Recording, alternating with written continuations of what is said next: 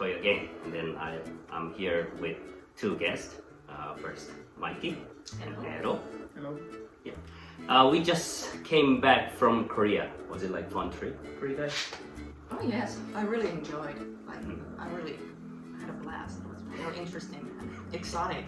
What about you, Nero? Yeah, I like it as well. It was fun and we saw a lot of things and a lot of tourist places and a lot of interesting. We ate a lot of interesting foods there. Yeah, it's like basically we've done a lot, but then probably this video we are thinking of like sharing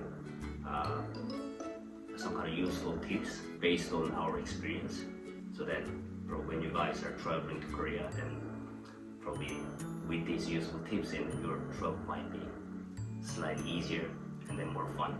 So yeah, let's start it. The first thing was this, you need to get this QR code so that to prove that you are fully vaccinated. Some of you did with the laptop, and some of you did with the mobile phone. So I saw some frustration there. I admit I got really frustrated because we have to fill those things or get the QR code after we got the antigen test results. Yes. So I started filling it up at the airport, but for some reason I put all the information correctly, but it didn't take the address, honestly, so I really got frustrated. I got mad. Yeah. Really angry. I could see the frustration. Unfortunately, we don't have a video clip of that. That would have been really hilarious to show to you. Yeah, basically this QR code is you need to put all your information, like your personal information, passport information, also the proof that some kind of official document that from the test, either rapid antigen test or PCR test, that you are negative, and then also your vaccination document as well, and also your this address to stay in Korea, which was a little bit complicated for us because Korea, a couple of years ago, I don't know, some years ago, that Korea did some change on this address system that they were, so that's why we are sort of now in transition era that we are using both, like old address and new address. So, but then in this system, only new address can be put. That's why. But our Airbnb host shared the old address, and then I had to find out the new address on the internet, and which wasn't really correct. Anyways, so make sure you have a clear new address in Korea before you fill up the form for the QR code. The next thing is this K-ETA, right? Because I think what I heard is like, I mean, I'm Korean, so I didn't really need to do that, but other guys were Finnish, so they had to do K-ETA and pay about small fee, something like 7 euros. 7 euros. Yeah. But then how was the experience of that? Like, was it also stressful as the QR code, or was it like smooth? No, it was smooth. It was smoother. Yeah, it was. I put all the information there and I got the K-ETA approval. At first, my payment didn't go through when I filled it with the app. I downloaded the app, it didn't go through, but after a couple of days, I did the payment again. All the information, they were saved, thank God, and yeah, then it got through. And did it take a long time for you to get the approval? No. It came immediately when you paid. I found one little frustration of that is if you are doing it mobile, then when you're taking, if you don't have any saved picture, then there's an option that you just take a picture. Yeah. But in that system, they only accept the image file, which is no bigger than about like 200 kilobytes. It says that, but It- it was kind of funny. Like it didn't have anything to press to take a photo. You just put the screen Yeah. in front of your face and just wait for a couple of seconds, maybe 10, and then It took the It- picture. yeah. And it was. It didn't say anything. But Okay. it was No, fine. no. Yeah. Okay. then it just said, okay, your picture is being saved, Yeah. Okay. and it looks kind of funny, Yeah. kind of distorted the picture. Well, but I don't think anybody would check. Yeah. Yeah, but then thanks to this K-ETA, in my opinion, probably this border control in Korean airport was pretty smooth. It wasn't it? was. Yes. Yeah. It Well, was. like, I mean, we went different lines, different lanes. Cause like I went to these Korean passport lanes, and then the rest of us got into this the foreign passport lanes, and then it took pretty fast. Actually, it took really short time. I was really surprised. My assumption is you already applied for this K-ETA, and then probably they already have the data, so that they don't really need to ask or Yeah. ask something details. But anyways, so remember two things: you need to get the QR code and register K-ETA. So that's kind of like what you need to do at least before the trip. I would like to talk about some useful smartphone applications that you can use in Korea. For example, as Google Map doesn't really function in Korea for some reason, so that there are some alternatives. There are some local company maps. For example, this Kakao Map or Neighbor Map can be good alternatives. Because like at least I downloaded Kakao Map, and then Eero downloaded Neighbor Map. And then how was it? Was it useful for you? Well, I didn't have to use it so much because you use it this Kakao all the time. Yeah. Yeah.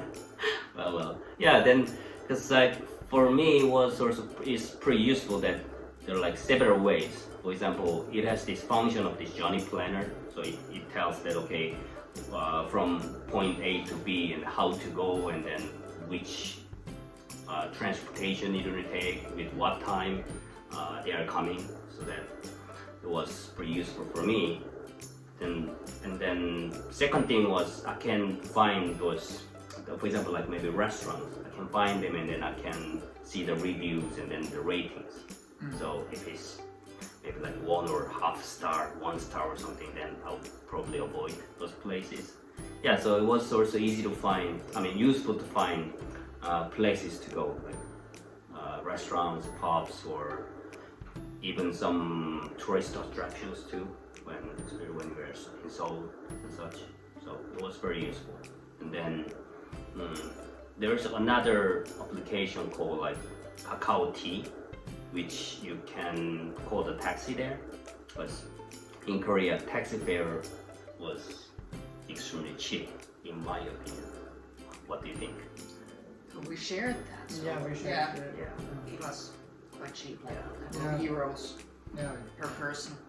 We are 7 people, so we just order 2 taxis whenever we move, and then so 3-4 people, like in one car 3 people, the other car 4 people, and then we split the bill. It was pretty cheap, even sometimes cheaper than taking a bus. True, and Yeah, faster. yeah. But then ordering a taxi, there are like probably 2 ways that either you call the taxi company, but most likely they don't really speak any English, so it might be might be a problem for you. And then that's why Kakao T is pretty useful, that you can, it's like Uber, so you can just set the destination, so you don't need to explain to the driver where to go, because you already set the destination. And then it gives you the cost estimate, so that how much it will cost. And then most likely it's very correct. It was very correct, so that you can see okay how much it will cost, and how much time it will take, and then where you pick up the taxi, and then also the information about the taxi drivers and such.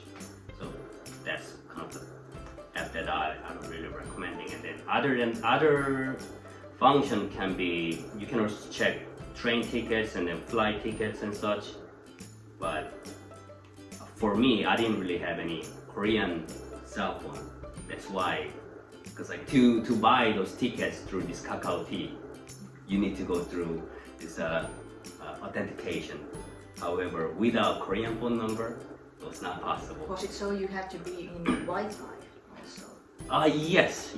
So that's why like we're gonna talk about this Wi-Fi and then Korean phone authentication probably like a little bit later. But it was a little bit of frustration, but I mean, it was part of fun as well. Yeah. So at least like this some map application and then the KakaoT can be pretty useful for you. So you maybe save up your time and also prevent some unnecessary stress.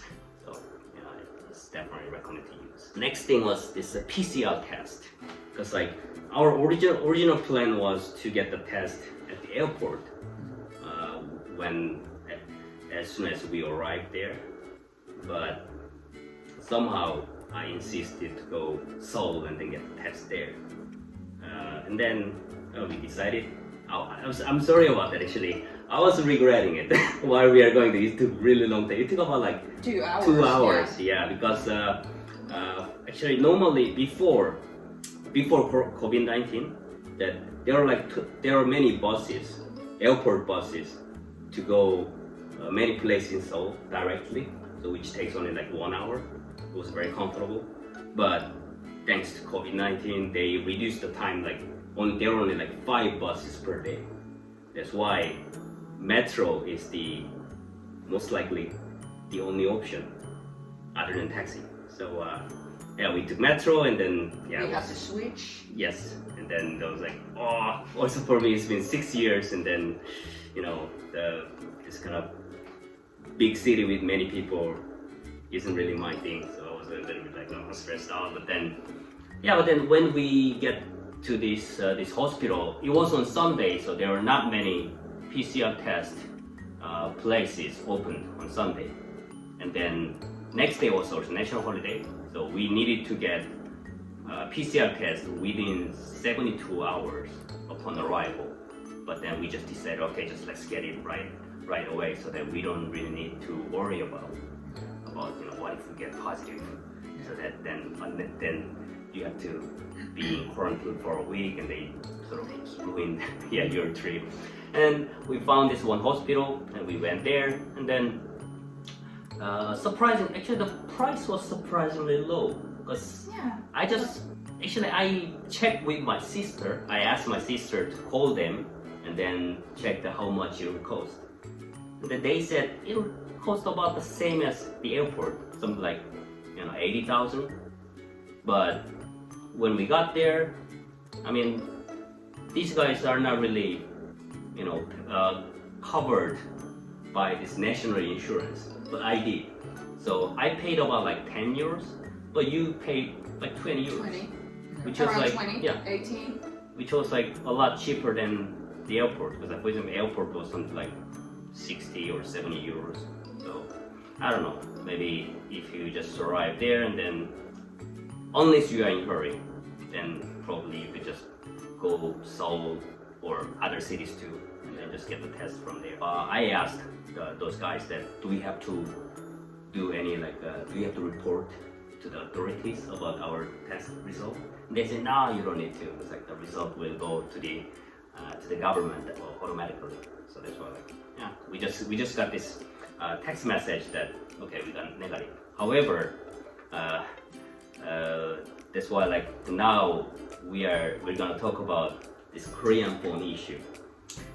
Man, in Korea, without having Korean phone number, it gives you many limitations. So that, for example, just basically everywhere. I mean, for example, in Finland, you need to have the bank account that to log in, whatever, and then get something authentication. But in Korea, you need a phone number. That's the difference. So that it's easier for Finns to understand. Okay, Korean phone number means bank account in Finland. Yeah. So without that, you cannot do anything.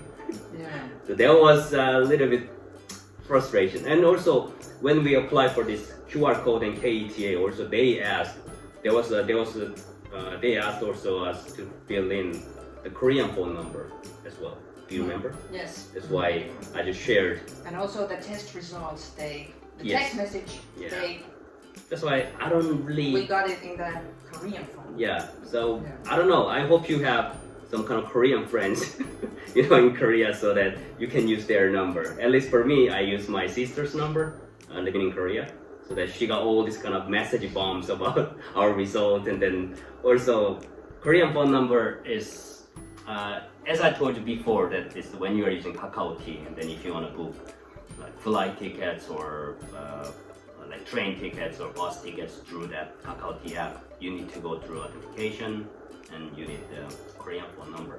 So to get this Korean phone number, I'm not really sure, but if you, maybe airport can be the easiest place to get the SIM card. But what I heard is like this airport SIM card doesn't necessarily guarantee for this authentication possibility. So you really need to ask them, okay, can I use this phone number for authentication? If it's not, then maybe skip the airport, but just go to city center. I'll just go to the city, and then they're like this either KT or SK operators. You visit there, and then hopefully they speak English, but I don't really have high hope. But yeah, then you can get the phone number from there if it's possible. So having Korean phone number is essential part, but we didn't have, so we went through some We also rough time. asked those phone numbers when we flew to Jeju Island. Yes. When we dropped our bags. Yeah. So basically, phone number you need everywhere, and we didn't have it, and yes, that was we had little rough time. So just maybe because I cannot really give much information because I don't really know how to get the Korean phone number. You can do authentication as a foreigner, so as a visitor. So, but then Google this video, so you can just Google it or ask some authorities. But then, anyways, just bear in mind that Korean phone number needed.